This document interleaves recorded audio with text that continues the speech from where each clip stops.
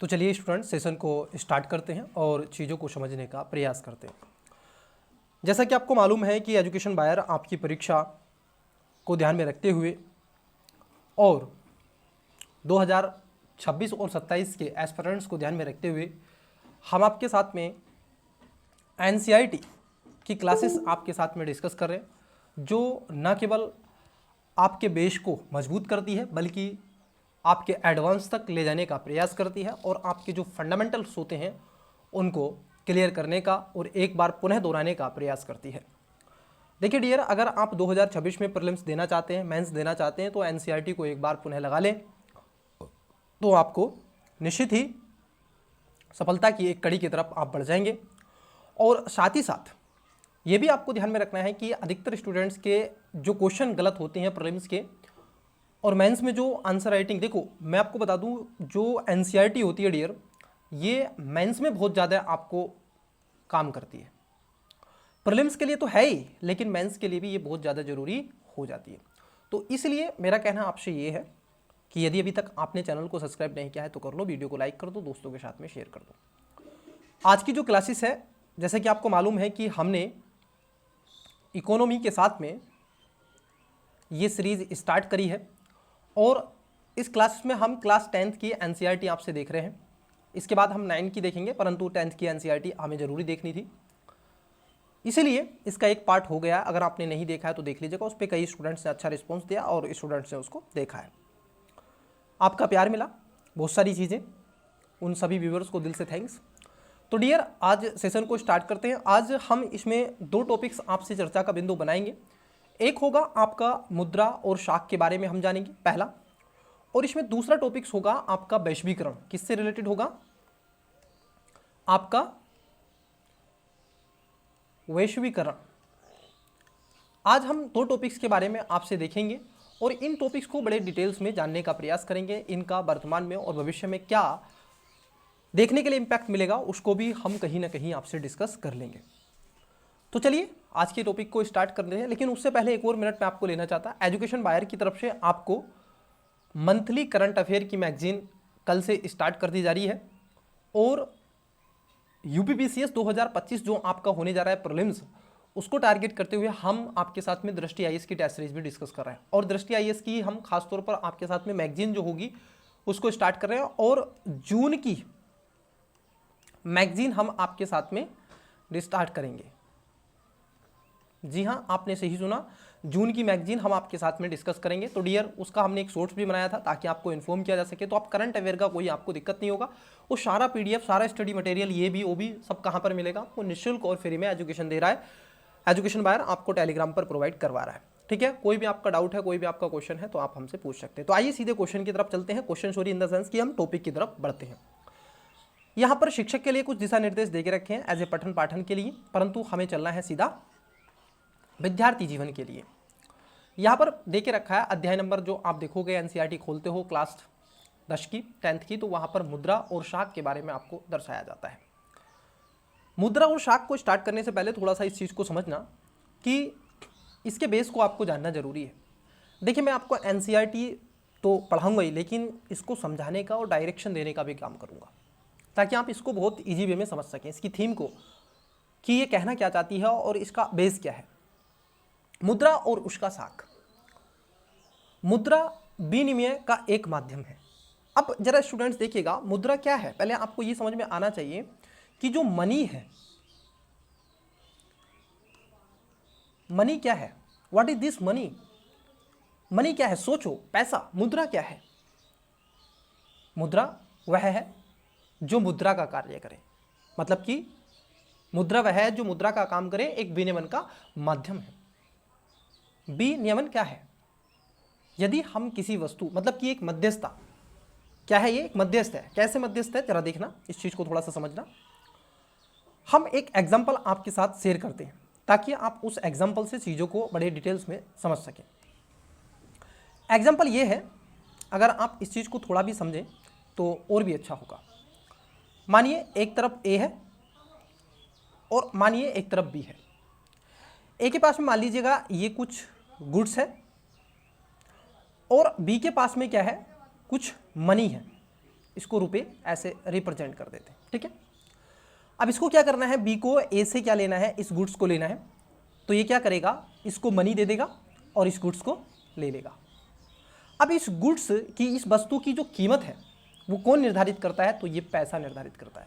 मानो कि आपका कोई बुक है, आपने बुक खरीदी लक्ष्मीकांत, तो लक्ष्मीकांत आप खरीद के लाए, तो लक्ष्मीकांत कितने रुपए की, या दृष्टि की कोई बुक आपने खरीदी है तो कितने, 300, 350। मैं कहूँ नितिन सिंघानिया आपने खरीदी है तो 600, 650, 700 रुपये की बुक, तो उसके 600, 700 रुपये किसने निर्धारित किए, तो ये किसने निर्धारित किया बच्चे, तो ये आप देखोगे मुद्रा ने निर्धारित किया। विनिमय का माध्यम होता है, मतलब कि किसी वस्तु को मापने और तोलने का काम जो करता है वो मुद्रा करती है। फिर विषय उठता है कि सर क्या इस मुद्रा का कोई इतिहास भी रहा है, तो आप इसमें मुद्रा के इतिहास को भी जानोगे। जी हां, आप इसमें मुद्रा के इतिहास को भी जानोगे। इतिहास क्या है मुद्रा का, उसको भी आपको समझना पड़ेगा। देखिए स्टूडेंट्स, पहले से जब से मानव सभ्यता बनी, पहले तो मुद्रा नहीं हुआ करती थी, पहले तो मुद्रा थी नहीं। जैसे जैसे विकास के परिवर्तन के बिंदु आपने देखे, इतिहास के आप विद्यार्थी रहे हैं, हम वो भी डिस्कस करेंगे आपसे एनसीईआरटी, तो वहाँ से कई चीज़ें आपको देखने के लिए मिलती हैं। वन फॉर एग्जाम्पल, अगर आप देखें पूरा पाषाण काल में तो कोई मुद्रा नाम की चीज़ नहीं थी। मध्य पाषाण काल, नव पाषाण काल, ताम्र पाषाण काल, यहाँ तक कोई भी मुद्रा नाम की चीज़ नहीं हुआ करती थी। उसके साथ साथ अगर आप हड़प्पा सभ्यता की बात करते हैं, अगर आप हड़प्पा सभ्यता की बात करते हैं तो फिर भी आपको कोई मुद्रा नहीं मिलती है, बल्कि उसमें आपको वाटर सिस्टम देखने के लिए मिलेगा। क्या मिलेगा डियर, आपको वहां पर भी वाटर सिस्टम देखने के लिए मिलेगा।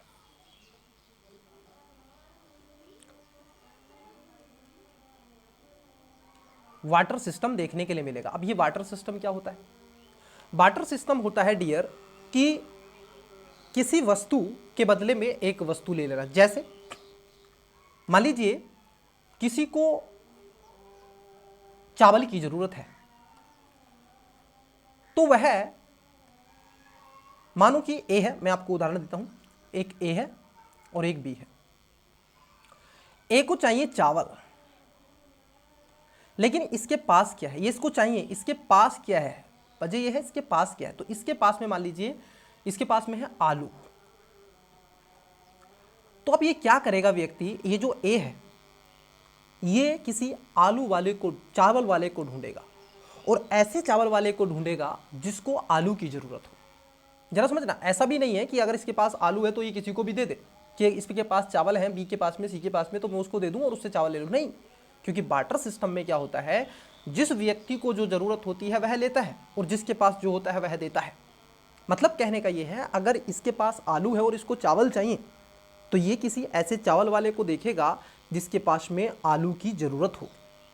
अब इसके पास में बी के पास गया तो बी के पास में चावल भी थे और इसके पास में, ये तो पास में इसके चावल थे, लेकिन डियर आप देखोगे इसको आलू की क्या थी, जरूरत भी थी, तो इसलिए इसने इससे ढूंढा।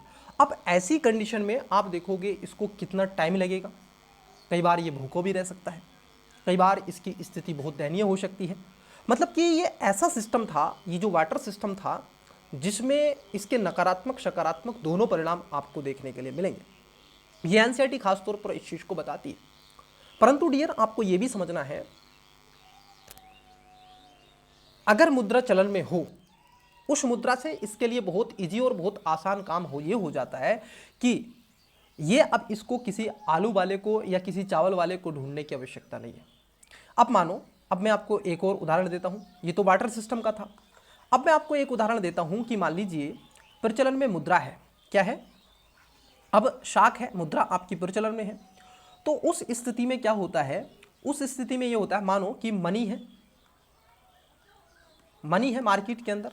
अब डियर जरा इस बात को आप समझें कि मेरे पास में, मानो कि मेरे पास में आलू है, मैं क्या करूंगा, इस आलू को बेचूंगा बाजार में और मैं क्या करूंगा, पैसा इसके बदले में लूंगा, मनी में इसके बदले में लूंगा, और जब पैसा मैं इसके बदले में लूंगा, मनी मेरे को मिल जाएगा, तो मैं आप कहीं से भी जाकर के चावल खरीद लूंगा।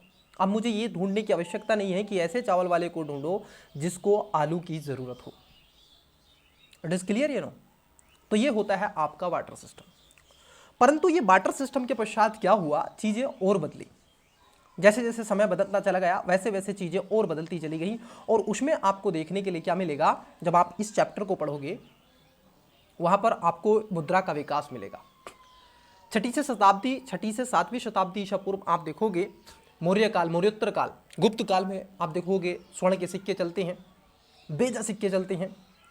उसके बाद में आगे मुद्राएं चलती हैं, और साथ ही साथ मध्य काल में मुगल काल आता है, वहाँ पर सिक्के चलते हैं, मुद्राएं चलती हैं। आधुनिक काल आता है, ब्रिटिश एम्पायर एरा आता है, उस समय भी आप देखोगे मुद्राएं चलती हैं। फिर उसके बाद पेपर करेंसी आ जाती है, भारत आज़ाद होता है। फिर उसके बाद में आरबीआई आ जाता है 1935 के पश्चात, और स्वतंत्र भारत बनता है, तो सारी चीज़ें आती हैं। फिर सरकार आरबीआई नोटों को जारी करती है, शाख को जारी करती है। इसी में आपको चैप्टर में देखने के लिए मिलेगा, जब भारत सरकार नोट और मुद्राओं को जारी करती है डियर, तो उस पर वो लिखती है कि मैं धारक को इतने रुपए अदा करने का वचन देता हूं, डैट डैट डैट डैश, तो उसको बोलते हैं साख। वो सरकार के द्वारा, आरबीआई के द्वारा, आरबीआई एक्ट आप देखोगे 1934 का सेक्शन नंबर 26 के तहत वो मुद्राएं जारी करती है, और उसमें कई ऐसे प्रोविज़न लाए हैं जो सरकार उसमें पार्टिसिपेट करती है। जैसे कोइंस होता है, 1 रुपये की अगर हम बात कर लें, 1 रुपये की मुद्रा को अगर हम देखें, मान लीजिए 1 रुपया है, तो इसको कौन करता है, इसको गवर्नमेंट ऑफ इंडिया जारी करती है, जबकि अन्य जो मुद्राएं होती हैं वो आरबीआई जारी करती है। इट इज़ क्लियर है ना। तो कहने वाली बात यहाँ पर यह है डियर कि ये शाख होता है, प्रचलन में मुद्रा होती है, और ये डिमांड डिपॉजिट होती है, मार्केट के अंदर इसको लाया जाता है, और सबसे तरल भी आपको देखने के लिए मिलती है, और चीज़ें ये सारी चलती है। तो ये हम इस टॉपिक्स के माध्यम से इस अध्याय में, इस चैप्टर में जानने का प्रयास करेंगे। मैंने एक आपको थीम दे दिया है कि इसके ऊपर ये पूर्ण रूप से चैप्टर बना हुआ है, ठीक है। बाकी का 11वीं क्लास में हम देखेंगे, 12वीं क्लास में देखेंगे, और इसका एडवांस, लेकिन यहाँ पर जो है ये साख मुद्रा का वो सारी चीज़ें हम यहाँ पर आपसे डिस्कस करेंगे। तो चलिए आइए देखते हैं आगे क्या लिखा है। मैं कुछ आपको उदाहरणों के माध्यम से चीज़ें समझाता चलूँगा ताकि चीज़ें और स्पष्ट हो सके। मुद्रा विनियमन का एक माध्यम है। मुद्रा इस्तेमाल हमारे रोजाना के जीवन का एक बहुत बड़ा हिस्सा है। बिल्कुल, आप देखोगे, आप कुछ सामान या वस्तु खरीदते हैं तो मुद्रा के बदले में चीज़ें लेते हैं। अपने चारों तरफ देखिएगा और आप किसी एक दिन में मुद्रा से जुड़े कई सौदों की पहचान कर सकते हैं। क्या आप इनकी एक सूची बना सकते हैं? बहुत से लेन देन में आप देखेंगे कि मुद्रा के जरिए वस्तु और खरीदी और बेची जा सकती है। मैंने जैसा कि आपको बताया, इसके बदले में क्या कर सकते हो, आप किसी वस्तु को खरीद और बेच सकते हैं। ऐसे कुछ लेन देन में मुद्रा के बदले सेवाएं प्रदान की जा सकती हैं, लेकिन कुछ मामलों में हो सकता है कि लेन देन होते वक्त मुद्रा का कोई आदान प्रदान ना हो, केवल बाद में भुगतान करने का वादा हो। जैसे आप यहाँ पर इसको समझें, ये जो लाइन लिखी गई है इसको अगर आप समझें तो ये बात कर रहा है चेक की। किसकी बात कर रहा है? चेक की। आपने कोई चेक दिया और पहले क्या होता है, देखो चेक का मतलब होता है कि आप उसको एक आश्वासन दे रहे हैं कि आप फला फला तारीख को, मान लीजिए आपने कहा कि आप 4 दिन के बाद इस चेक को आप उस बैंक में ले जाना और मैनेजर को दे देना, ये मैं चेक काट के दे रहा हूँ, HDFC बैंक में चले जाना और वहाँ से आप इतने रुपया ले लेना। 2 लाख रुपये आप वहाँ से ले लिया, मैंने चेक काट के दे दिया। तो मैंने 4 दिन का टाइम दिया। अब मैंने सामान ले लिया है परंतु 4 दिन का टाइम दे दिया है कि आप इसको ले लें। तो इस तरीके से काम होता है, ठीक है। तो यहाँ पर ये चीज़ें आपको समझनी है। ये एक ऐच्छिक मुद्रा होती है डियर, ओके। क्या आपने कभी सोचा है, देखो मुझे जो खूबी एनसीईआरटी की लगती है डियर वो ये है कि एनसीईआरटी आपसे सवाल करती है, क्वेश्चन करती है, ये सोचने का काम करती है, आपको सोचवाती है, इसलिए एनसीईआरटी को मैं बहुत ज़्यादा लाइक करता हूँ। क्या आपने कभी सोचा है कि खरीदारी मुद्रा के जरिए क्यों होती है? कारण बहुत सरल है, जिस व्यक्ति के पास में मुद्रा है वह इसका विनिमय किसी भी वस्तु या सेवा को खरीदने के लिए आसान से कर सकता है। बिल्कुल, ऑफ कोर्स, अगर मेरे पास में मुद्रा है तो मैं किसी वस्तु को आप देखोगे खरीद सकता हूं और बेच सकता हूं आसानी से। इसलिए हर कोई मुद्रा के रूप में भुगतान लेना पसंद करता है, फिर भी उस मुद्रा का इस्तेमाल अपनी ज़रूरत की चीज़ों को खरीदने के लिए करता है। एक जूता निर्माता का उदाहरण देते हुए, यह बाजार में जूता बेच करके गेहूँ खरीदना चाहता है। जूता बेचने वाला, बनाने वाला पहले आप देखोगे जूते के बदले में मुद्रा प्राप्त करेगा और फिर इस मुद्रा का इस्तेमाल करके गेहूं खरीदने का काम करेगा। जैसे कि मैंने आपको बताया बार्टर सिस्टम के पश्चात की जब शाक में मुद्रा आई उसकी स्थिति। अब यहाँ पर कुछ चित्र आपको दिखाई दे रहे हैं। देखिए यहाँ पर एक व्यक्ति बैठा हुआ है, इसको जरा ऑब्जर्व करें, ये जूते वाला है और ये कह रहा है कि आपके पास आपके गेहूं के लिए मैं आपको जूते दूंगा। वाटर सिस्टम की बात कर रहा है, ये जो एग्जाम्पल है ये वाटर सिस्टम की बात कर रहा है कि आपके गेहूं के लिए मैं आपको जूते देता हूं, आप मुझे गेहूं दे दो। और यहां पर ये कह रहा है कि मुझे जूते नहीं चाहिए, मुझे कपड़े चाहिए। अब इसके पास में गेहूं की बोरी है, इसके पास में आप देखोगे गेहूं जूते हैं, ये इससे कह रहा है कि मैं गेहूं के बदले जूते दे रहा हूं और ये कह रहा है नहीं मुझको जूते नहीं, मुझको क्या चाहिए, कपड़ा चाहिए। क्या चाहिए, मुझको कपड़े चाहिए। तो अब ये किसी कपड़े वाले को ढूंढेगा और ये किसी गेहूं वाले को ढूंढेगा। मुझे जूते चाहिए लेकिन मेरे पास गेहूं नहीं है, लेकिन इसके पास में क्या है, बर्तन है, इसको चाहिए इससे। तो ये सिस्टम आप देखोगे ज़्यादा चल नहीं पाता है। इट इज़ क्लियर है ना। तो इसलिए यहाँ पर क्या हो जाता है, आवश्यकता के दोहरा सहयोग यहाँ पर आपको देखने के लिए मिल रहा है। इस लाइन को समझ गए कि इसको गेहूं की ज़रूरत थी लेकिन जूते थे, इसके पास गेहूं थी लेकिन इसको कपड़ों की ज़रूरत थी, इसको जूते चाहिए थे लेकिन इसके पास में बर्तन थे। अब ये क्या करे, तो दोहरा सहयोग होगा। अब ये या तो इसको जा करके कपड़े दे दे और यहाँ से गेहूं ले ले और ये गेहूं इधर दे दे और ये जूते इधर दे दे, तो ऐसे सिस्टम यहाँ पर चलेगा। ये वाटर सिस्टम के बारे में आपको चित्र दिखाने का प्रयास कर रहा है। यहाँ पर मुद्राएं हैं, मुद्राओं से आप खरीद और बेच सकते हैं। ठीक है, मैंने आपको बताया जैसा कि मुद्रा क्या है, मुद्रा एक विनियमन का माध्यम होती है। विनियमन का माध्यम कहा जाता है किसको, मुद्रा को। अब यहां पर आपको दिखाई दे रहा है मुद्रा के आधुनिक रूप, जरा देखिएगा, समझो इस चीज को। देखो यहां पर प्रारंभिक जो आहत के सिक्के, सोने और चांदी, टकसाल वगैरह आपको देखने के मिलेंगे। गुप्त काल के सिक्के भी यहां पर आपको मिलेंगे। उसके साथ साथ तुगलक जो काल के सिक्के भी आपको देखने के मिलेंगे। और आधुनिक काल, ये अकबर के काल के सिक्के हैं और ये आधुनिक काल का एक सिक्का है, रुपया 1 का आपको दिख रहा है।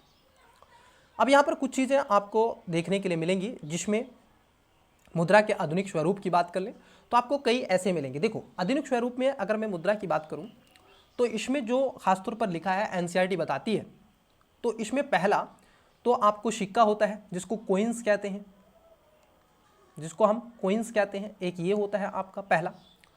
दूसरा होता है पेपर करेंसी, पेपर मुद्रा होती है, पेपर करेंसी होती है।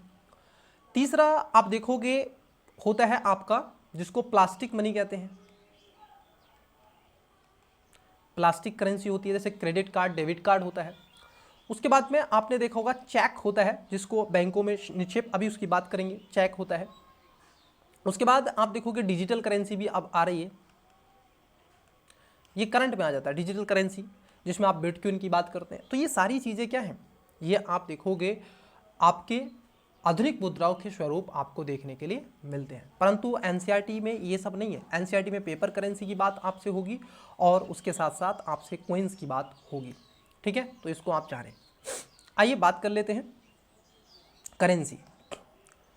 मुद्रा के आधुनिक रूपों में करेंसी कागज के नोट और सिक्के शामिल हैं। वे चीज़ें जो पहले मुद्रा के रूप में प्रयोग की जाती थी, उनके विपरीत आधुनिक मुद्रा बहुमूल्य धातु जैसे सोना, चांदी और तांबे के बने सिक्कों से नहीं बनी।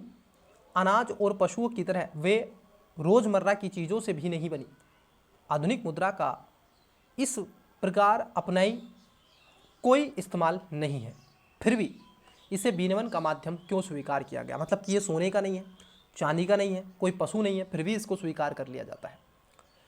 इसे विनिमय का माध्यम इसलिए स्वीकार किया जाता है क्योंकि किसी भी देश की सरकार इसे प्राधिकृत करती है, उसकी गवर्नमेंट इसको प्राधिकृत करती है, उसके लिए जिम्मेदार होती है, गारंटीकृत होती है। भारत में भारतीय रिजर्व बैंक केंद्रीय सरकार की तरफ से करेंसी नोट जारी करता है। आरबीआई एक्ट, एक मैंने आपको जैसे बताया आरबीआई एक्ट जो आपका 1934 है और इसका एक सेक्शन आपको मिलेगा, सेक्शन है आपका 26 और इसके तहत ही आरबीआई क्या करती है, करेंसी मतलब कि नोट जारी करती है, चाहे वो 10 का, 5 का, 200 का, 100 का, 300 का, 500 का, 2000 का वगैरह वगैरह। ठीक है, कानून के अनुसार किसी व्यक्ति या संस्था को मुद्रा जारी करने की इजाज़त नहीं है और इसके अलावा कानून विनिमय के माध्यम के रूप में रुपए को इस्तेमाल करने की वैधता प्रदान करता है, जिससे भारत में सौदों की अदायगी के लिए मना नहीं किया जा सकता। भारत में कोई व्यक्ति कानूनी तौर पर रुपये की अदायगी को अस्वीकार नहीं कर सकता, इसलिए रुपया व्यापक स्तर पर विनिमय का माध्यम स्वीकार किया गया है। ठीक है, तो यहाँ पर इसके विनिमय के माध्यम की चर्चा परिचर्चा हो गई है। अब विषय उठता है बैंकों में निक्षेप। देखिए, बैंकों में निक्षेप का मतलब यहाँ पर क्या है कि लोग क्या करते हैं, जैसे इस चीज़ को थोड़ा सा समझना कि आरबीआई क्या कर रहा है, मुद्राएं जारी कर रहा है। जरा समझना, आरबीआई ने मानो 100 रुपये जारी किए, कहाँ, मार्केट में। अब ऐसा तो नहीं है कि ये 100 के 100 रुपये मार्केट में आपको हो, बल्कि इसमें से 100 रुपये में से आप देखोगे कि 5 रुपये किसी व्यक्ति के पास में होंगे। इट इज़ नो, यस, 5 रुपये किसी व्यक्ति के पास में होंगे, उसमें से 95 रुपये बचे, इसमें से आप देखोगे 5 रुपये बैंक के पास में भी हो सकते हैं। It is no, yes, no नहीं, यस। अब बचे 90। अब ये 90 रुपये में से आप इक्का दुक्का इस तरीके से आप डिवाइड कर दें कि मानो किसी बैंक के पास में 10 रुपये होंगे, आरबीआई भी अपने पास में रखेगा, अन्य बैंक भी अपने, तो ये पैसा, ये मुद्रा पूरे मार्केट में प्रचलित है। ये बाजार में एक तरलता लिक्विडिटी के रूप में काम कर रहा है। इसको इशू कौन कर रहा है, आरबीआई कर रहा है। ठीक है, जिसको पावर मिली है आरबीआई एक्ट के तहत। अब कुछ मुद्राएं ऐसी होंगी जो व्यक्तियों के पास में होंगी और वो व्यक्ति से सीधा बैंक में जमा होती हैं। बैंक एक मध्यस्थता का काम करता है, जरा समझना। बैंक क्या करता है, बैंक एक मध्यस्थता का काम करता है। बैंकों में जो निक्षेपित होता है बच्चे, मुद्रा जो होती है डियर, अगर हम उस चीज को जाने तो बैंक एक मध्यस्थता का काम करता है। मैं आपको एक फोटो दिखाता हूँ, एक चित्र दिखाता हूँ, ताकि आपको बड़े इजी वे में, ये चेक है जैसा कि मैंने आपको बताया निक्षेपित के रूप में, ये पेपर प्लास्टिक करेंसी है। अब यहाँ पर जरा देखिएगा, ये बैंक आपको दिख रहा है, ये बैंक है, इट इज क्लियर है नो। अब यहाँ पर जमा करता है और यहाँ पर कर्जदार है, इट इज क्लियर। ये जमा करता बैंक में आप देखोगे पैसा जमा कर रहे हैं, तो बैंक इससे कह रहा है इन जमाकर्ताओं से कि मैं आपके पैसे की सिक्योरिटी रखूंगा और आपको उसके बदले में ब्याज भी दूंगा, और जब आप पैसे निकालोगे तो आपको पैसे भी निकाल के दूंगा। तो बैंक की ये क्या है, लायबिलिटी बन जाती है। ये एसेट किसका है, देखो ये बैंक की क्या है, लायबिलिटी है, बैंक की लायबिलिटी है, लेकिन ये एसेट है किसकी, इन जमाकर्ताओं की। जो जमा करता है उनकी एसेट है, और ये इसकी लायबिलिटी बनती है बैंक की कि उनको क्या करे, ये पैसा दे जब ये मांगे, और ब्याज के साथ दे। वहीं पर बैंक क्या करता है, आप इधर कर्जदार हैं, ये कर्जदार कह रहे हैं कि हमें पैसा दो, हम आपको क्या करेंगे, ऋण दो, और हम ब्याज के साथ आपको पैसा देंगे, बैंक को कह रहा है। और बैंक यहाँ पर मध्यस्थता का काम कर रहा है। अब देखो, जब इसने बैंक ने ऋण दिया तो ये लायबिलिटी बनती है कि ये इसको चुकाए, लेकिन ये ऋण जो है ये एसेट है डियर, ये एसेट है बैंक का, और ये लायबिलिटी किसकी है, ये लायबिलिटी है इन ऋणदाताओं की कि इसको ब्याज के साथ पैसे आप बैंक में दो। इट इज क्लियर है नो। अब यहां पर बैंक क्या करता है, ये आप देखोगे आपसे पैसा लिया और इधर पैसा दिया, अब इसके बीच में क्या कर रहा है, यहीं पर ये लाभ कमा रहा है, यहीं पर ये पूरा सिस्टम चला रहा है। जरा समझना कैसे। जब इसने जमाकर्ताओं से पैसा जमा करवाया बैंक में, तो इसने कहा मैं आपको 3% के ब्याज दूंगा, आप जमा करो। जब इसने कर्ज दिया तो इसने कहा मैं आपसे 11% पे ब्याज पे आपको ऋण दूंगा, आपको 11% देना पड़ेगा। अब प्यारे, आप इस बात को समझो, अगर इसने 11% पर पैसा दिया और 3% पर पैसा लिया, तो मतलब कहने का ये हुआ कि जो बैंक है इसको जो प्रॉफिट हुआ, इसको जो मिला इसमें एक मध्यस्थता के रूप में, वो क्या मिला, इसको कहीं ना कहीं आप देखोगे इसको 8% का प्रॉफिट हुआ, 8% की कमाई हुई, प्रॉफिट नहीं बोलेंगे इसको, कमाई हुई। जो मध्यस्थता की ये सर्विस बैठी, 8% इसने पैसा कमाया। इसी 8% से ये क्या करता है, अपनी एसेट को तैयार करता है। जो इसके सर्विस देने वाले व्यक्ति होते हैं, कर्मचारी होते हैं, मैनेजमेंट करने के व्यक्ति होते हैं, उन सब की फीस यहीं से जाती है। ये इस तरीके से बैंक क्या करता है, काम करता है। ठीक है, अब इसमें एक मैंने अभी आपको दिखाया था चेक, जरा इसको समझ लेते हैं। देखिए चेक क्या है डियर, आप सभी जानते हैं। देखिए यहाँ पर प्रेम कुमार है कोई, जैसे मिस्टर कुमार, अब यहाँ पर लिख दो आप मिस्टर कुमार सर लिख दो, बस इतना कर देते तो क्या हो जाता है एनसीईआरटी में, प्रेम की जगह मिस्टर कुमार लिख दो, इधर सर लिख दो, या नहीं। अब इन्होंने क्या किया, 57,000 इन्होंने क्या किया है, 57,000 का एक चेक काटा मिस्टर कुमार ने और इस व्यक्ति को दे दिया कि जाओ आप बैंक में ले जाओ, ये देखो स्टेट बैंक का है, मैंने दे दिया चेक काट के, और मैंने कहा कि 4 दिन के पश्चात आप इसको जा करके निकाल लेना पैसा। तो ये मैं वस्तु को खरीद लूँगा, अपने पास लेकर के आऊँगा और 4 दिन के पश्चात ये व्यक्ति जाएगा और बैंक से पैसा ले लेगा, इसको पैसा मिल जाएगा। तो चेक इससे होता है। लेकिन ये ध्यान रखना डियर, ये जो चेक होता है ना, ये ऐच्छिक होता है। क्या होता है? ये ऐच्छिक होता है।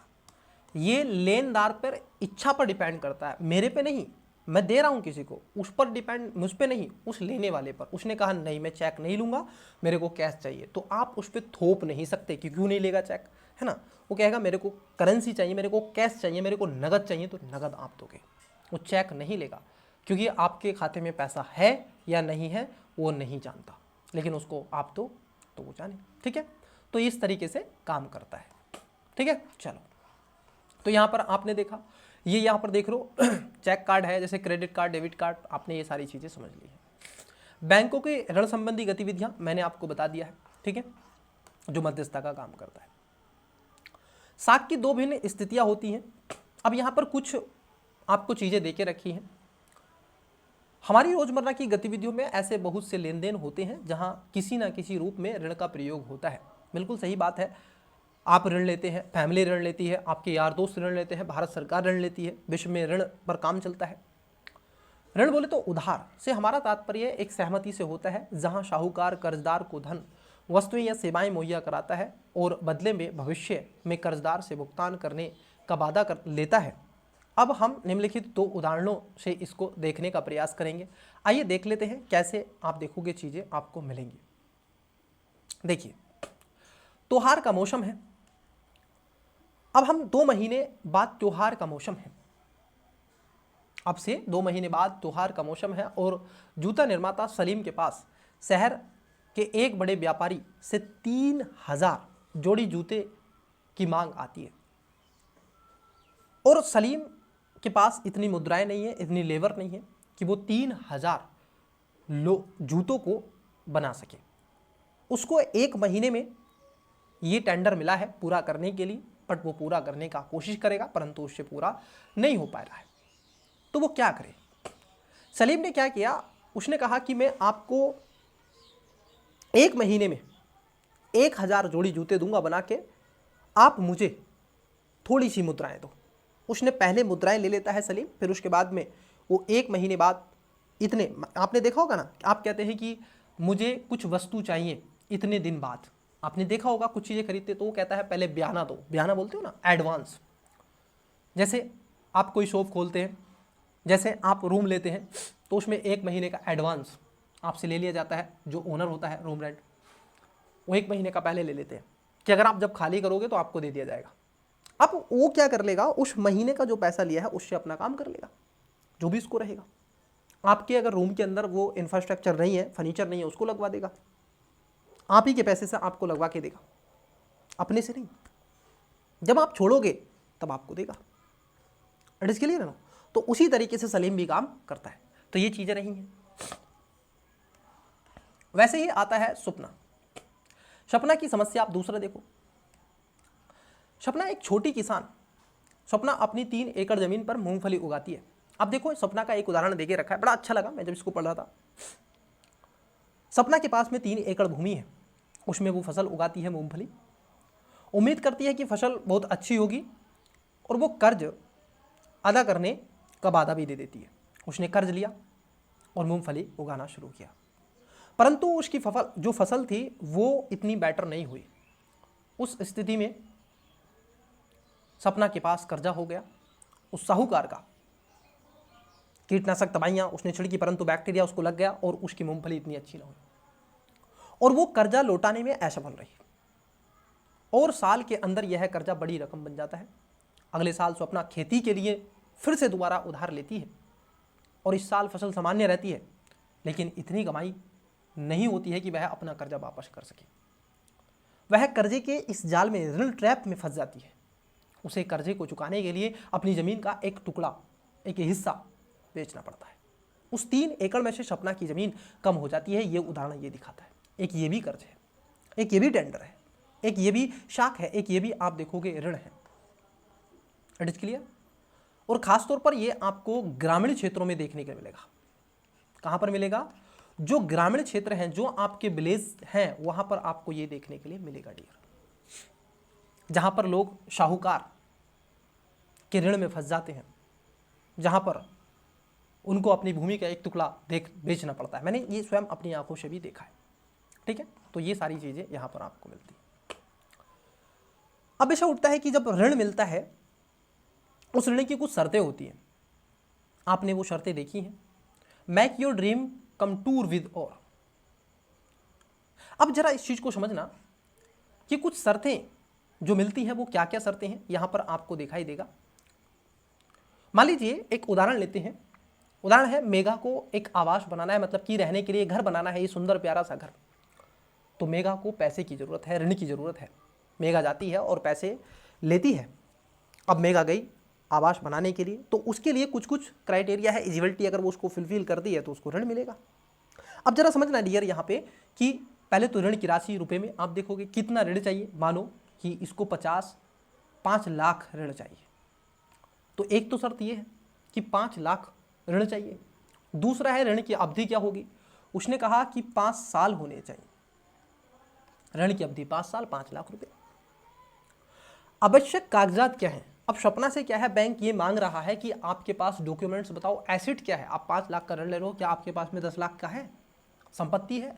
मानो कि स्वप्ना के पास में भूमि के कागज हैं। क्या है? भूमि के कागज हैं, भूमि या जमीन के कागज हैं, और स्वप्ना ने वो दिए बैंक को। ब्याज की दर इस पे लगाएगी कि आपको 11.5% पर ब्याज पर आपको ये ऋण दिया जा रहा है। अदायगी का स्वरूप क्या होगा। आप इन पैसों को किस्तों में भुगताओगे या फिर मुफ्त में इकोता दोगे। तो इसमें है किस्तों के तहत। हम इसको किस्तों में या फिर एक साथ, ये दोनों डिपेंड करता है। फिर उसके बाद आता है समर्थक कौन है आपका। अगर आपने ऋण नहीं चुकाया तो उसको जिम्मेदार कौन है, ठीक है, इस चीज का। तो यहां पर समर्थक मतलब कि जिम्मेदार कौन है।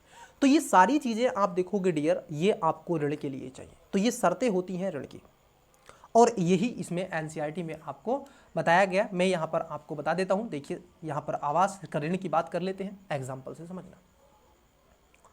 मेघा ने घर खरीदने के लिए बैंक से 5 लाख रुपए का कर्ज लिया, और इस कर्ज पर ब्याज की वार्षिक दर 12% थी, और इस कर्ज को 10 साल में मासिक किस्तों पे लौटाना जाता। मेघा को बैंक से कर्ज लेने से पहले उसे अपनी नौकरी और वेतन संबंधी रिकॉर्ड दिखाने पड़ते। वे नए घर के सभी कागज ऋणधार के रूप में रख लेता है, जिन्हें मेघा द्वारा ब्याज समेत कर्ज लौटाने के वापस मिलता है। कि अगर आपने कर्जा दिया तो आपको ये जो डॉक्यूमेंट्स हैं, ये जो आपके कागज हैं, ये वापस दे दिए जाएंगे।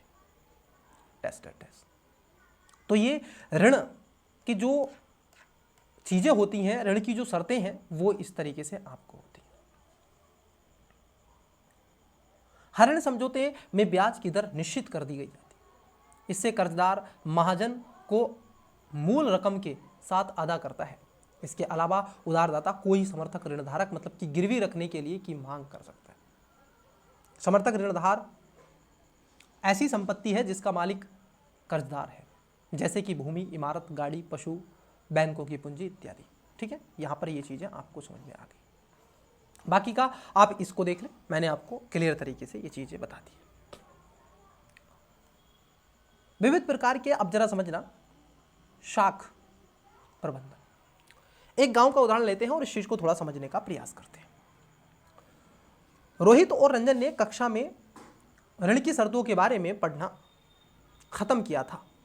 वे अपने इलाके में प्रचलित विविध प्रकार के ऋणों प्रबंधनों को जानने का उत्सुक हुआ करते। उन्होंने कौन लोग उधार देते थे और कर्जदार कौन थे, उनके अंदर रुचि जिज्ञासा पैदा हुई। ऋण की क्या शर्तें थी, उन्होंने अपने गांव के कुछ लोगों से बात करने का फैसला किया।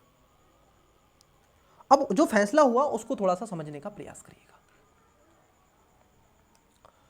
15 नवंबर 2016 हम सीधा उन खेतों में जाते हैं जहां दिन के समय अधिकतर किसान और मजदूर काम कर रहे होंगे।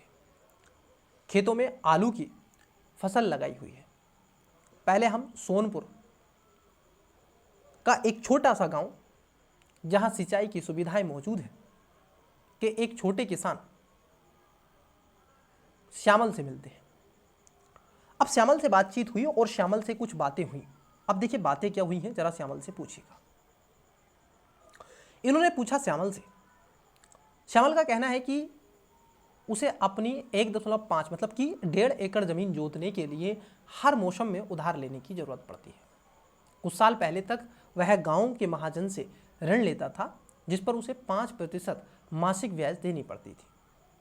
60% वार्षिक पिछले कुछ वर्षों से श्यामल गांव के एक कृषि व्यापारी से 3% मासिक ब्याज की दर पर ऋण ले रहा है। जुताई के मौसम की शुरुआत होने पर व्यापारी ऋण पर कृषि संबंधी आगतें जरूरतें मुहैया कराता है जिससे फसल तैयार हो जाने पर वापस करना होता है। देखो एक चीज मैं आपको बता दूं, जब आप किसी से ऋण ले लेते हैं तो उसके दबाव में आ जाते हैं। अब श्यामल क्या है, श्यामल का कॉन्ट्रैक्ट हो जाता है किसके साथ, व्यापारी के साथ। वो कहता है कि आपको आलू की जो फसल है वो मुझे ही बेचनी होगी। व्यापारी, श्यामल कहता है बिल्कुल ऑफ कोर्स, आपने पैसा दिया है तो फसल आपकी, पहला राइट्स आपका। ऐसे में व्यापारी जब फसल उत्पाद होती है डियर, जैसे कि मैं ग्रामीण क्षेत्रों से आता हूं, एज ए किसान फैमिली से आता हूं, तो मुझको बहुत अच्छे से इन चीजों का पता है। तो व्यापारी जब फसल कटती है तो उस समय किसी भी फसल के दाम जो हो जाते हैं कम हो जाते हैं। आप कहते हैं एमएसपी होता है, ये होता है, फलाना ढिमकाना। ध्यान रखना, किसानों को, कुछ ही किसानों को मिल पाता है वो एमएसपी, बाकी को नहीं मिल पाता है। उसका लाभ व्यापारी उठाते हैं। जो छोटे छोटे व्यापारी होते हैं वो उसका लाभ उठाते हैं। ये सामान्य किसान को, सीमांत किसान को, 2 एकड़ 5 एकड़ 10 एकड़ वाले को कोई इसका प्रॉफिट नहीं मिलता। जो बड़े भूमिहार हैं, बड़े महाजन हैं, उनको इसका लाभ मिलता है, व्यापारियों को लाभ मिलता है, दैट्स इट। बट समझना यह है कि श्यामल आलू की फसल उत्पाद करता है और जैसे उत्पाद होता है तो जब फसल कटती है तो उसका प्राइस, उसका जो कीमत होता है ना, जरा समझना, वो लो हो जाता है क्योंकि फसल बहुत सारी आ जाती है।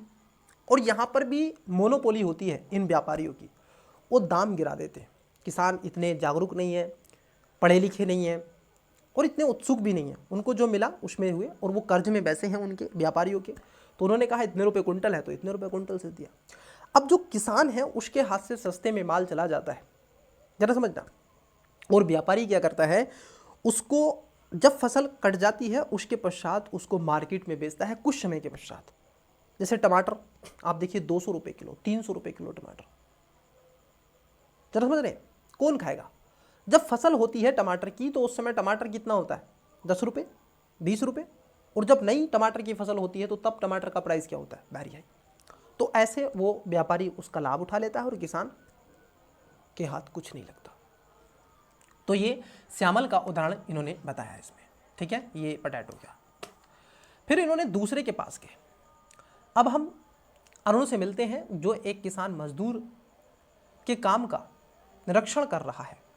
अरुण के पास 7 एकड़ जमीन है। अरुण सोनपुर के उन कुछ लोगों में से है जिसे खेती के लिए बैंक से ऋण मिलता है। और बैंक से देखो, अब इसको ऑर्गेनाइज सेक्टर से, औपचारिक सेक्टर से उसको ऋण मिल रहा है। अब बैंक ये कॉन्ट्रैक्ट नहीं करेगा कि आपको आलू की फसल मुझे ही बेचनी है। बैंक कहेगा कि आपको ये ऋण दे रहे हैं हम 8% पर, 8.5% पर आपको ऋण चुकाना है 2 वर्ष में, 1 वर्ष में। आप अपनी फसल को कहीं बेचो, कितने भी दिन बाद बेचो, लेकिन हमें तो पैसा दो। तो ऐसे में जो किसान है, जो अरुण है, वो पैसा कमा सकता है और वो ऋण लेकर के अपनी वृद्धि को, अपनी गतिविधियों को आगे कर सकता है और अपने विकास को आगे बढ़ावा दे सकता है। लेकिन यहाँ पर श्यामल क्या कर रहा है, अपने विकास को मंद हो रहा है। वो विकास ही नहीं कर पा रहा है बल्कि उसका लगातार कंटिन्यूअसली शोषण हो रहा है। वैसे ही एक रमा का उदाहरण है, ये रमा का उदाहरण आप पढ़ें, ठीक है। रमा का उदाहरण और भी बेहतरीन है, ये मैंने अपनी आंखों से दृश्य देखा है। ये जो रमा का उदाहरण है इसको भी जरा समझना। निकट के खेत में कृषि मजदूर के रूप में काम करती है। साल में कई महीने रमा के पास में कोई काम नहीं होता और उसे अपने रोजमर्रा के खर्चों के लिए कर्ज लेना पड़ता है। अचानक बीमार पड़ने पर या परिवार में किसी समारोह पर खर्च करने के लिए भी उसे कर्ज लेना पड़ता है। रमा कर्ज के लिए अपने मालिक पर, जो सोनपुर का मध्यवर्गीय भूस्वामी है, आश्रित है। भूस्वामी उसे 5% मासिक ब्याज दर पर ऋण देता है। रमा उस कर्ज को भूस्वामी को यहाँ काम करके वापस करती है। अधिकांशतः रमा को नया ऋण लेना पड़ता है, जबकि वह पुराना ऋण लौटा भी नहीं पाती है। वर्तमान में उसे भूस्वामी के 5,000 रुपये देने हैं। यद्यपि भूस्वामी उसके साथ अच्छा व्यवहार नहीं करता। अब ऐसे में दो ऑप्शन है, या तो उससे ऋण, अब ऋण का कोई ऑप्शन नहीं है रमा के पास में, लेकिन वो भूस्वामी उसके साथ अच्छा व्यवहार नहीं कर रहा है, ठीक है। फिर भी वह उसके लिए लगातार काम करती रहती है ताकि आवश्यकता पड़ने पर उसे ऋण मिल सके। रमा हमें बताती है कि सोनपुर में भूमिहीन लोगों के लिए ऋण का एकमात्र स्रोत भूस्वामी नियोक्ता ही है और कोई नहीं। और वो भूस्वामी जो नियोक्ता है वो ही शोषण करते हैं उन रमा जैसी महिलाओं का। ये रियलिटी शो करता है। आप जमीनी स्तर पर देखोगे तो आज भी है। आज भी लोगों को 25,000 रुपये, कितने 25,000 रुपये बैंक से लेने के लिए उनको लगभग 5 से 10 चक्कर काटने पड़ते हैं। ये रियलिटी है बैंक की। तो इससे अच्छा है वो 25,000 रुपये किसी भूस्वामी से लेगा, जल्दी मिलेगा। और भूस्वामी की निगाहें उसके 2 एकड़ के टुकड़े पर टिकी हुई हैं। वो ज़मीन का टुकड़ा है कि कब ये थोड़ा सा 19-20 हो, कब ये ऋण ट्रैप में फंसे, कब मैं इसको गुलाम बनाऊं और कब मैं इससे ये भूमि का टुकड़ा अपने में मिला लूँ। ये एक सोच है। जब मैं आपको बताऊंगा इसमें जब आएगा लैंड रिफॉर्म, तो वहाँ पर बड़ी चीज़ें मैं आपको देने का प्रयास करूँगा, बट इसको अभी यहाँ पर इतना ही समझें। चलिए आगे देखते हैं। तो ये ऋण के तरीके हैं। इसी ऋण से बचाने के लिए कुछ सहकारी समितियाँ आपने देखी होंगी। सहकारी समितियाँ आती हैं, ठीक है, वो काम करती हैं बैंकों के अलावा। बैंक तो हैं जो ऋण देती हैं, लेकिन उनके अलावा सहकारी समिति होती हैं। जैसे नाबार्ड है, अगर हम देखें,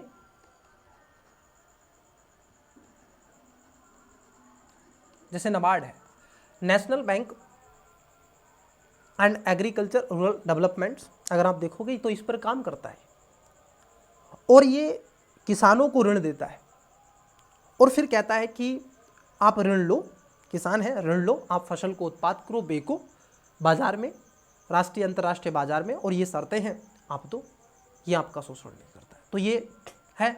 लेकिन इसका भी लाभ खासतौर पर आप देखोगे जो सहकारी समितियां होती हैं, इनका भी लाभ महाजन ही उठा पाते हैं, क्योंकि इनके मुखिया ही वो होते हैं। थोड़ा सा इसको जान लीजिए।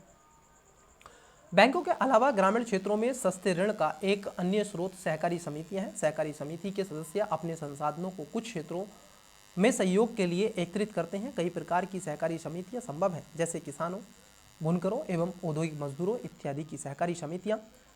कृषक सहकारी समिति सोनपुर के नज़दीक एक गांव में काम करती है। इनके 2300 किसान सदस्य हैं।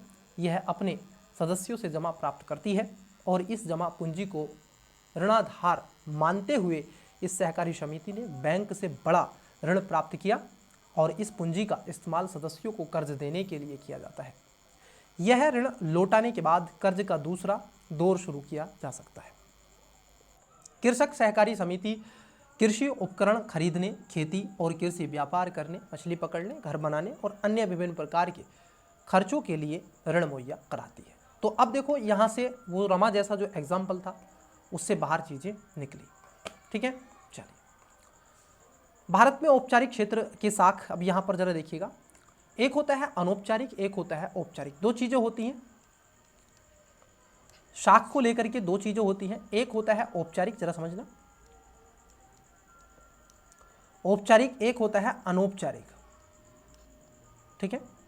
जो औपचारिक होता है डियर, अगर हम इसको देखें और अनौपचारिक को देखें, दोनों को जरा समझना। औपचारिक में खासतौर पर बैंक, सहकारी समितियां ये आती हैं, सॉरी 1 सेकेंड, सहकारी समितियां, कोऑपरेटिव सोसाइटी, सहकारी समिति ये आती है इसमें, और उसके साथ साथ सेल्फ हेल्प ग्रुप भी आ जाते हैं, सेल्फ हेल्प ग्रुप भी आ जाते हैं। इसको भी आप रख सकते हैं क्योंकि इनका भी एक औपचारिक तरीका होता है। लेकिन अनौपचारिक तरीके में अगर हम देखें तो आपके भूस्वामी, साहूकार, उसके साथ साथ यार, रिश्तेदार, ये सब आते हैं। फ्रेंड्स, ये सब आते हैं, जो आपका कलीग सर्किल है वो सब आते हैं।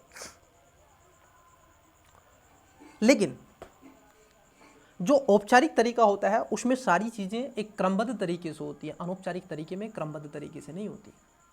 उसका हर एक चीज़ अनकंडीशन होता है, जबकि आप देखोगे औपचारिक तरीके में कंडीशनली होती हैं चीज़ें, बड़े अच्छे से वो सब लिखित में होती हैं और अनौपचारिक में लिखित में नहीं होती। क्या आप ऐसे यार रिश्तेदार को जानते हैं जिसको आपने हेल्प की हो और फिर आपका नंबर आया उसने हेल्प नहीं की हो? मैं जानता हूँ, आप नहीं जानते हैं। अभी जब आप विद्यार्थी जीवन से थोड़े से ऊपर आओगे, अभी भी विद्यार्थी जीवन में आपके साथ ऐसा हुआ होगा, लेकिन एक आलेख देके रखा है कि वर्ष 2012 में भारत में 1000 ग्रामीण परिवारों का शाख के स्रोत हैं। ये सर्वे है 2012 का, 11-12 का। अब इसमें दिखाया गया है कि जो व्यावसायिक बैंक होते हैं वहाँ से उनको कितना मिलता है, 25% वो वहाँ से ऋण लेते हैं। सहकारी समितियाँ और बैंकों से भी वो 25% ऋण लेते हैं। लेकिन देखो आज भी ग्रामीण क्षेत्रों में 33% जो ऋण मिलता है साहूकारों से मिलता है। 8% रिश्तेदार और मित्रों से लेते हैं, 2% अनौपचारिक स्रोतों से लेते हैं, 1% सरकार से मिलते हैं और अन्य स्रोत रह गया। इट इज क्लियर, तो ये चीज़ें आपको मिलती हैं। जमींदार से 1% लेते हैं और अन्य औपचारिक स्रोतों से 5% वो ऋण लेते हैं।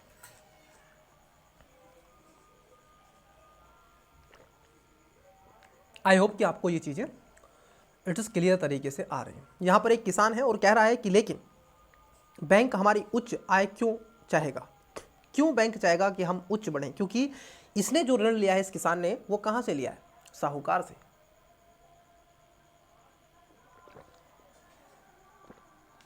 इसीलिए इसका माइंड में यही थॉट्स आएगा।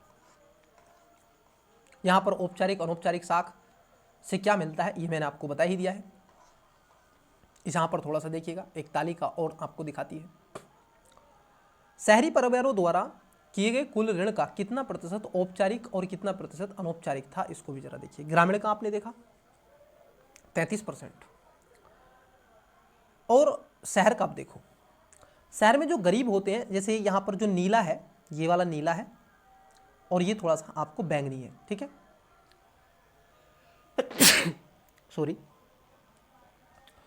ये गरीब परिवार क्या करते हैं, अनौपचारिक क्षेत्र से ज़्यादा ऋण ले रहे हैं। देखो 85% ये कहाँ से ले रहे हैं? अनौपचारिक सेक्टर से ले रहे हैं, जबकि 15% ये औपचारिक क्षेत्रों से ऋण लेते हैं। इनको जो ऋण मिलता है वो 15% मिलता है। कम संपत्ति वाले जो परिवार हैं ये 53% लेते हैं कहाँ से? अनौपचारिक क्षेत्र से, और 47% औपचारिक क्षेत्र से। मतलब कि ये जो कम संपत्ति है, जिनके पास में है संपत्ति थोड़ी है, वो 50-50 कर रहे हैं।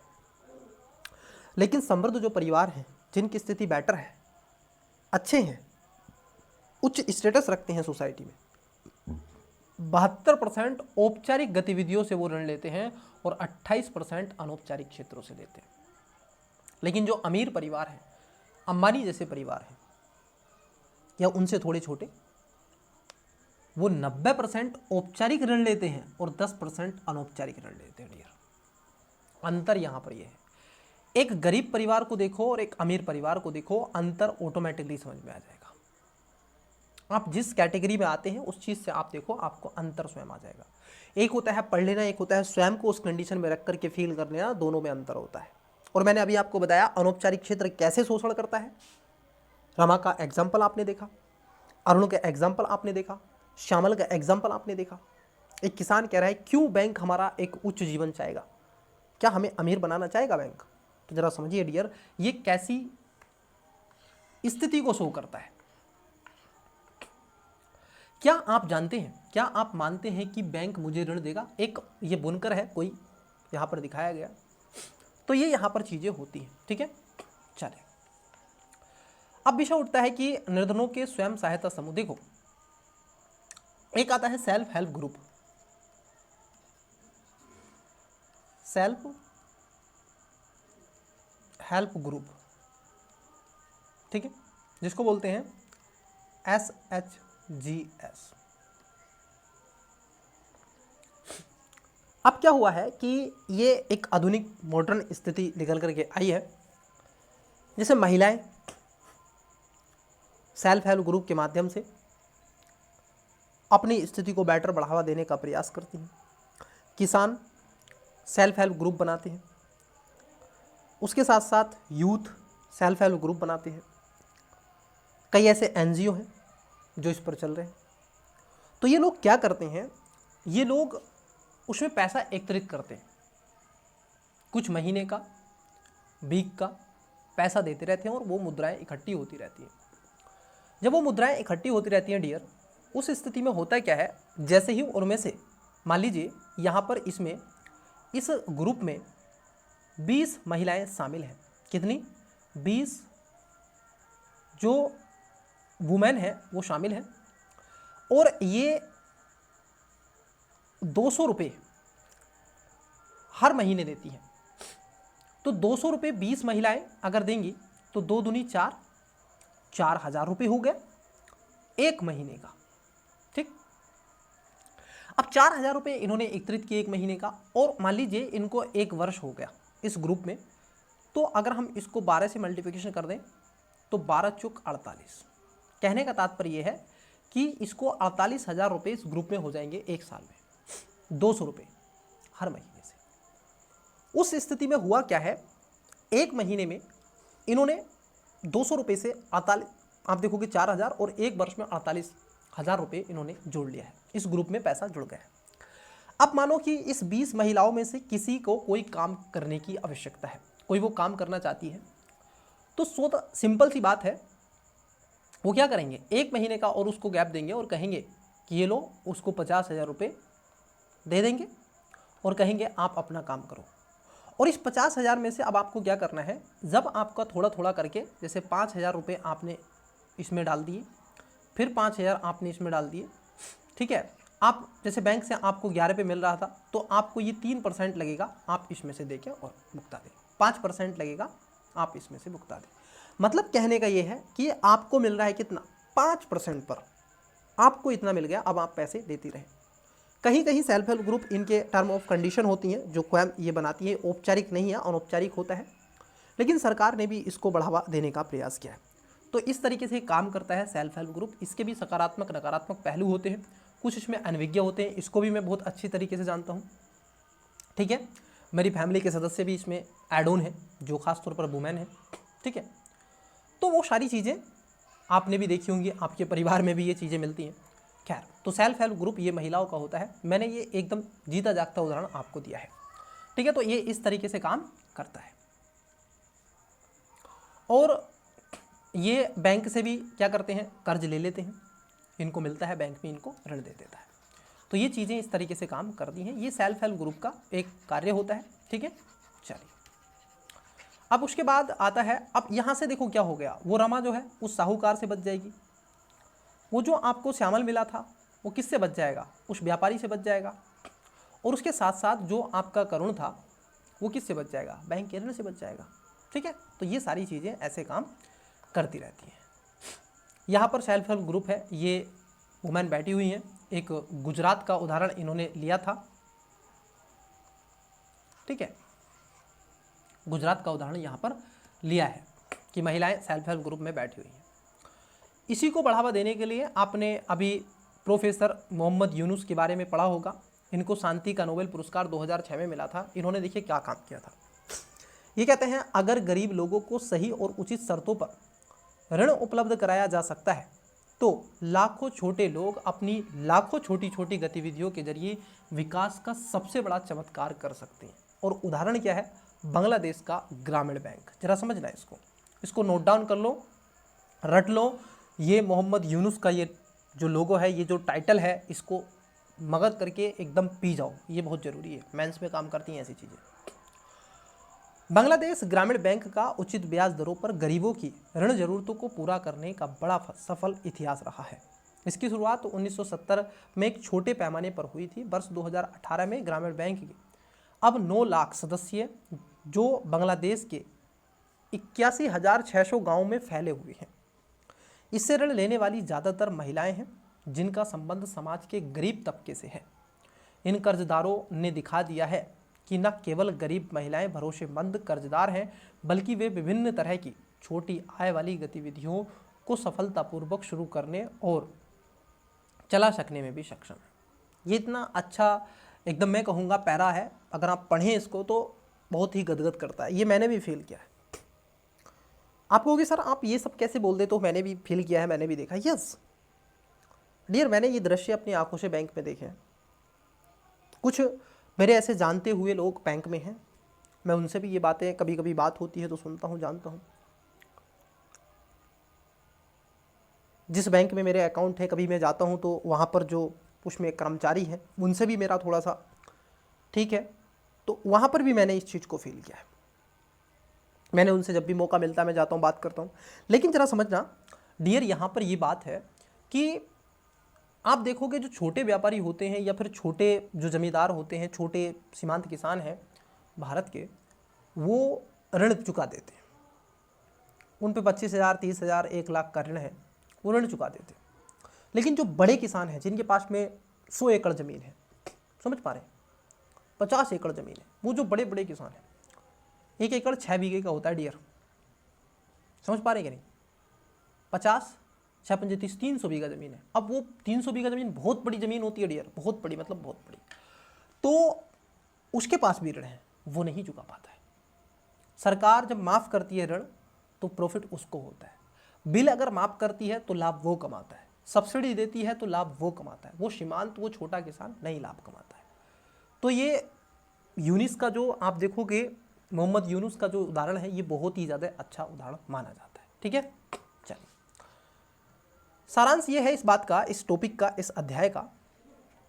इस अध्याय में हमने मुद्रा के आधुनिक रूपों और बैंकिंग प्रणाली से इसके संबंधों को देखा। एक तरफ जमाकर्ता अपना धन बैंकों में रखते हैं, दूसरी तरफ कर्जदार बैंकों से ऋण लेते हैं। आर्थिक गतिविधियों के लिए ऋण की ज़रूरत होती है, जैसे कि हमने देखा कि ऋण के सकारात्मक प्रभाव हो सकते हैं या कुछ परिस्थिति में वे कर्जदार की स्थिति पर बदतर कर सकते हैं, जैसे रमा की स्थिति मैंने आपको बता दी, और उसके साथ साथ श्यामल की स्थिति आपको बता दी कि उसको वो प्राइस भी नहीं मिल पा रहा है और उसका फ़ायदा आलू का, आप देखोगे उसकी फसल का फ़ायदा कौन ले रहा है? बाद में जो व्यापारी है वो ले रहा है। ऋण भिन्न स्रोतों से उपलब्ध होता है, ये भी मैंने आपको बताया, औपचारिक अनौपचारिक। ये औपचारिक और अनौपचारिक दोनों तरह से स्रोत हो सकते हैं।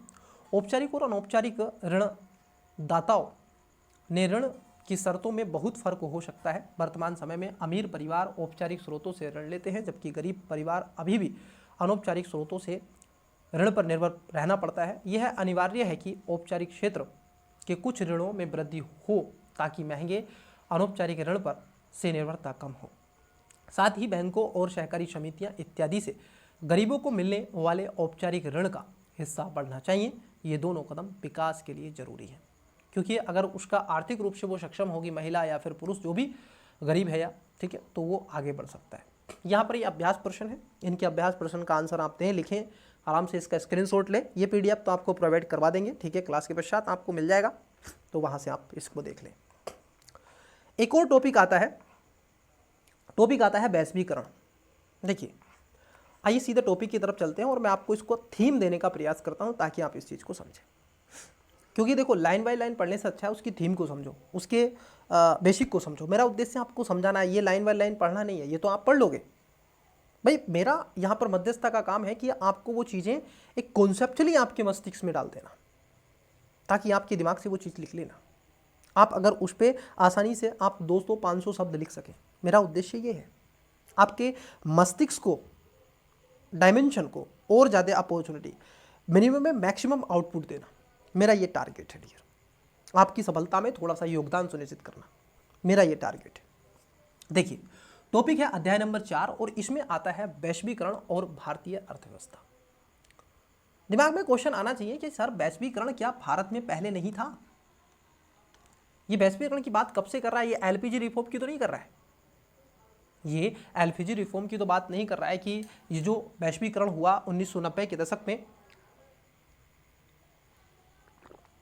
जब से तो बात नहीं कर रहा है, यह पहले की बात कर रहा है।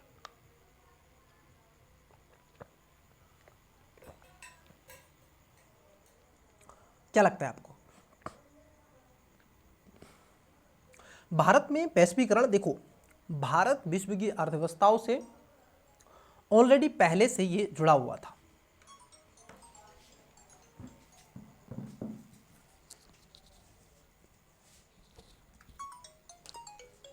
भारत क्या था? ऑलरेडी पहले जुड़ा हुआ था।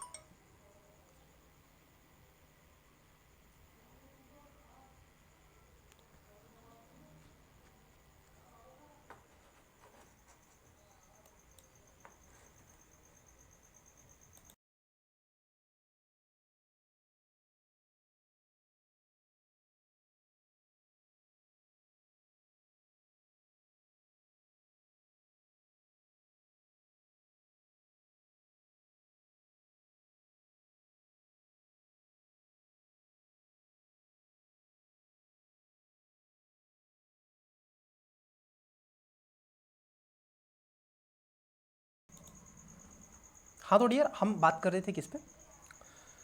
वैश्वीकरण और भारतीय अर्थव्यवस्था। जरा समझना, देखो भारत ऐसा तो नहीं है कि 1990 के दशक से ही वैश्वीकरण की अर्थव्यवस्थाओं में भारत आया, बल्कि ऑलरेडी पहले से भारत वैश्विक अर्थव्यवस्थाओं से जुड़ा हुआ था। ऐसा क्या हुआ 1990 के दशक में जो भारत को कहते हैं कि एलपीजी रिफॉर्म हो गया? आप अगर प्राचीन काल को देखें तो भारत से व्यापार हुआ करता था। अगर आप हड़प्पा सभ्यता को देखें तो भारत से मिस्र की, मेसोपोटामिया की सभ्यता में व्यापार देखने के लिए मिलता था। सिल्क रोड गलियारा हम पढ़ते हैं, उसमें भी चीज़ें आपको देखने के लिए मिलती हैं। जो चीन से होता हुआ, ग्रीस होता हुआ जाता था, ये भी हमने चीज़ें कहीं ना कहीं इतिहास के पन्नों में पढ़ी हैं। तो कहने का तात्पर्य यह है कि भारत से तो व्यापार यूरोप में होता था। क्या विश्व में व्यापार होता था? क्या भारत अमेरिका में व्यापार करता था? तो आंसर आएगा जी नहीं। हम अफ्रीका में, हम मध्यकाल में, प्राचीन काल के बाद मध्यकाल, फिर आधुनिक काल में विश्व से हम करने लगे। जब ब्रिटिश एम्पायर भारत में हुआ करता तो उस समय तो भारत का व्यापार विश्व में हुआ आता था, लेकिन वो व्यापार ब्रिटिश का व्यापार कहा गया, ईस्ट इंडिया कंपनियां का व्यापार किया गया, वो स्वतंत्र भारत का व्यापार नहीं कहा गया। इसको जरा समझना डियर, वो स्वतंत्र भारत का व्यापार नहीं कहा गया।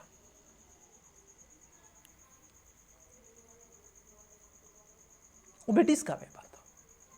लेकिन 1990 के दशक में जब एलपीजी रिफॉर्म हुआ,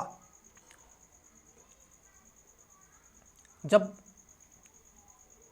लिबरलाइजेशन, प्राइवेटाइजेशन और ग्लोबलाइजेशन हुआ, उसमें से एक शब्द है वैश्वीकरण, ग्लोबलाइजेशन। ये हुआ तब भारत में विदेशी कंपनियां और भारतीय कंपनियां जाती थी। भारत की अपनी मुद्रा विदेशों में चलती है और विदेश की मुद्रा भारत में चलती है।